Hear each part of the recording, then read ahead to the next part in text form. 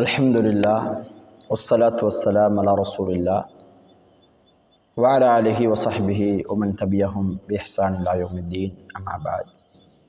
அன்பார்ந்த உறவுகளே, இன்று ஒரு முக்கியமான தலைப்பினூடாக உங்களை சந்திக்க ஆசைப்படுகிறேன். குறிப்பாக இருக்கிறது.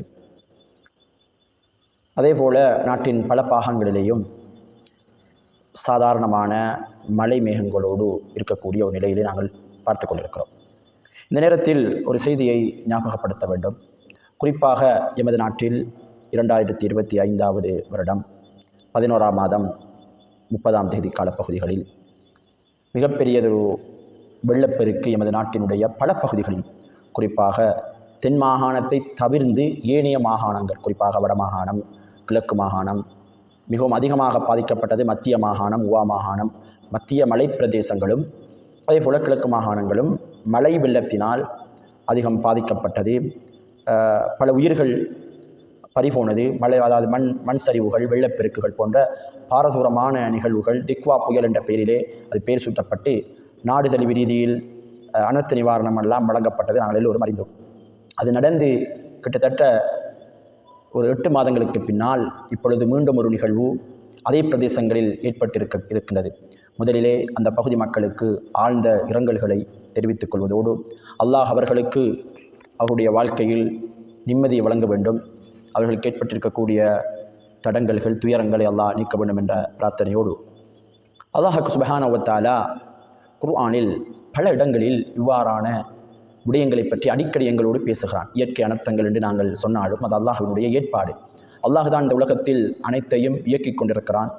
அது வானமாக இருக்கலாம், பூமியாக இருக்கலாம், வானத்திலிருந்து மழையை இறக்குவதாக இருக்கலாம், பூமி அதிர்ச்சி ஏற்படுத்துவதாக இருக்கலாம், மண் சரிவுகள் ஏற்படுவதாக இருக்கலாம். இப்படி பல்வேறு நிகழ்வுகள் அனைத்தும் அல்லாஹ்வின் பொருட்டாலேயே, அல்லாஹ்வின் புறத்திலிருந்து தான் அனைத்தும் ஏற்படுகிறது.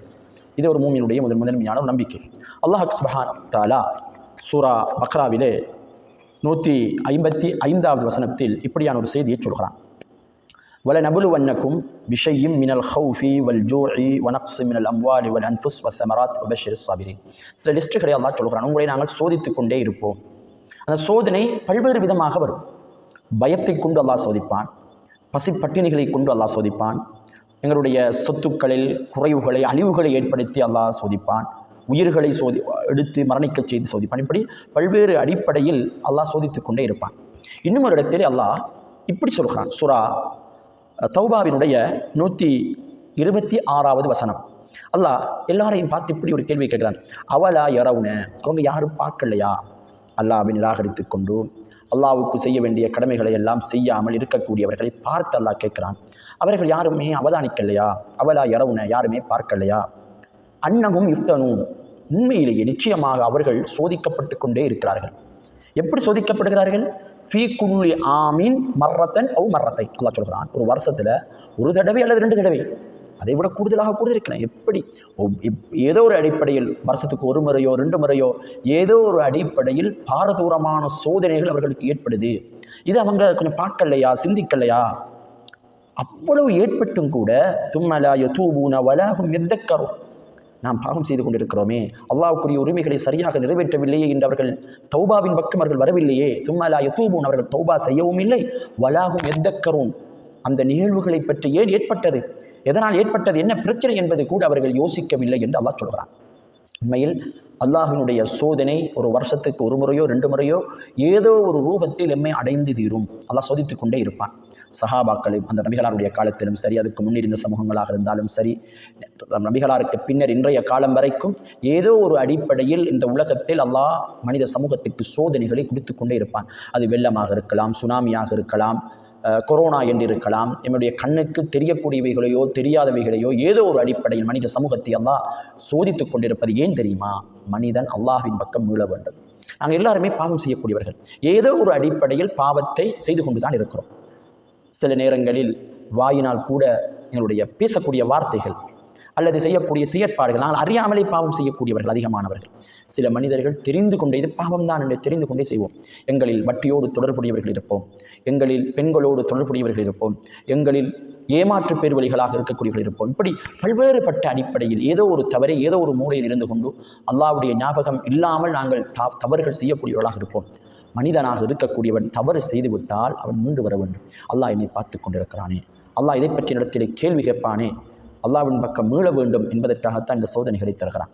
கஷ்டம் நாம் சில நேரங்களில் வசதியாக இருக்கக்கூடியவர்கள் ஒரே இரவிலே நடுத்தெருவுக்கு வந்து விடுவார்கள். என்னுடைய கையிலே எதுவுமே இல்லை, இந்த உணர்வு எப்போதும் எங்களுக்கு இருக்க வேண்டும். ரப்பு என்னை சோதிக்கிறான் என்ற உணர்வு எங்களுக்கு இருக்கிற போது என்னுடைய வாழ்க்கையில் பல மாற்றங்களை உருவாக்க வேண்டும். உண்மையில் ஆதம் அலைஹிஸ்ஸலாம் அவர்களை ஷைத்தான் வழிகெடுக்கிறான். எப்படி அவன் வழியெடுக்கிறான்? ஷைத்தான் ஒரு காலமும் ஆதம் அலைஹிஸ்ஸலாத்தை தப்பு செய்யுமாறு அவன் சொல்லவே இல்லை, மெருகூட்டி கொண்டே போகிறான்.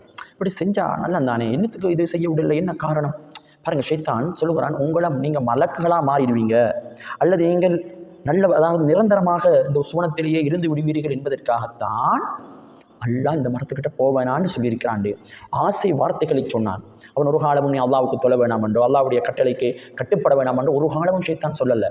ஷைத்தான் சொன்னதெல்லாம் இப்படி செஞ்ச அழகாக இருக்குந்தான், அழகுபடுத்தி நான் ஜெய்யன் அழகும் ஷைத்தான் அழகுபடுத்தி கொண்டிருந்தான். அதுக்கு மனிதன் கட்டுப்பட்டான், அவன் பாவத்தின் பக்கம் போனான். ஆனால் அல்லாஹ் சொல்கிறான், ரப்பனா வலம்னா அன்ஃபுஸனா வ இல்லம் தக்ஃபிர் லனா வ தர்ஹம்னா குன்னா. அவர் தப்பு செஞ்சிட்டதோடு அல்லாஹ்ட்ட பாவம் மன்னிப்பு கேட்குறாங்க. செஞ்சது பிள்ளைதானே, ரப்பு போட்ட கட்டளைக்கு நான் மாற்றம் செய்து விட்டேன். ஆகவே மனிதனாக இருக்கக்கூடிய நாங்கள் ஏதோ ஒரு இடத்தில் பிழை செய்து கொண்டிருக்கிறோம். அந்த பிழையை திருத்த வேண்டும் என்பதற்கான ஒரு ஞாபகமூட்டுதலாக என்னுடைய சொத்துக்களை அல்லாஹ் அளிக்கிறான். இனி சிந்திச்சுக்கொள், உன்னிடத்தில் நீ ஆட்சி அதிகாரத்திலே இருக்கலாம், நீ பதவி பட்டங்களிலே இருக்கலாம், செல்வச் செழிப்பிலே நீ மிதந்து கொண்டிருக்கலாம். ஆனால் என்றோ ஒரு நாள் என் பக்கம் மீள இருக்கிறது. இன்னால் இல்லா இன்னா இலைஹி ராஜிஊன். நாங்கள் அல்லாஹ்வுக்கு சொந்தமானவன், அவன் பட்டமே மேலே இருக்கிறோம் என்ற துக்ககரமான செய்தி இஸ்லாம் எனக்கு சொல்லிக்கிறது.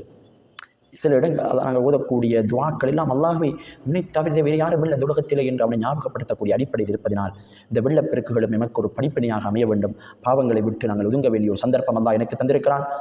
எங்களோடு வாழ்ந்தவர்கள் எங்களுடைய உறவுகளாக இருக்கலாம், எங்களுடைய தோளிலே சுமந்து கொண்டும் ஜனாசாவாக கபருக்குள் வைத்து விட்டு வந்திருக்கிறோம். நாளைக்கு அதே உறவுகளாக என்னுடைய ஆடைகள் கட்டப்பட்டு என்னுடைய வீடுகள் எல்லாம் சுத்தம் செய்யப்பட்டு நான் கபருக்குள் வெள்ளை நிற ஆடையோடு செல்ல இருக்கிறேன். அந்த நாளுக்காக அல்லாஹ் தயார்படுத்தி இருக்க வேண்டும், அல்லாஹ்வின் பக்கம் மீள வேண்டும். அல்லாஹ் சொல்கிறான், வருடத்தில் ஒரு முறையோ 2 முறையோ சோதனை தருவதெல்லாம் நீங்கள் தௌபா செய்ய வேண்டும் என்பதற்காக. ஆனால் அவர்கள் தௌபா செய்ய மாட்டிருக்கிறார்கள், அவர்கள் அதை யோசிக்க மாட்டிருக்கிறார்கள், அல்லாஹை பற்றி சிந்திக்க மாட்டிருக்கிறார்கள் என்று அல்லாஹ் சொல்கிறார். எனவே அல்லாஹ்வை அதிகம் ஞாபகப்படுத்துவோம், தௌபா செய்வோம், அல்லாஹ்வின் பக்கம் மீளுவோம், உயர்தரமான சுவனத்தை அடைந்து கொள்வோம். இவ்வாறான வெள்ளப்பெருக்குகள் வருகிற போது இந்த உலகத்தை படைத்து பரிபாலிக்கிற ஆற்றல் அல்லாஹ் ஒருத்தனுக்கே இருக்கிறது, அவன்தான் இது அனைத்தையும் செய்கிறான் என்ற உணர்வை ஏற்படுத்தி கொண்டு ஈமானை பலப்படுத்துகிற ஒரு நிகழ்வாக இந்த நிகழ்வுகளை நாங்கள் பார்க்க வேண்டும். அல்லாஹ் எங்களுடைய ஈமான்களை பலப்படுத்த வேண்டும். இந்த பாதிக்கப்பட்டதிலிருந்து நாங்கள் மீண்டு வர வேண்டும். அல்லாஹ் அவருடைய பெரும் பாதிப்புகளில் அல்லாஹ் பாதுகாப்பானாக என்ற பிரார்த்தனையோடு விடைபெறுகிறேன். வாஹிர் தவானா அல்ஹம்துலில்லாஹி ரப்பில் ஆலமீன். அஸ்ஸலாமு அலைக்கும் வரஹ்மத்துல்லாஹி வபரகாத்துஹு.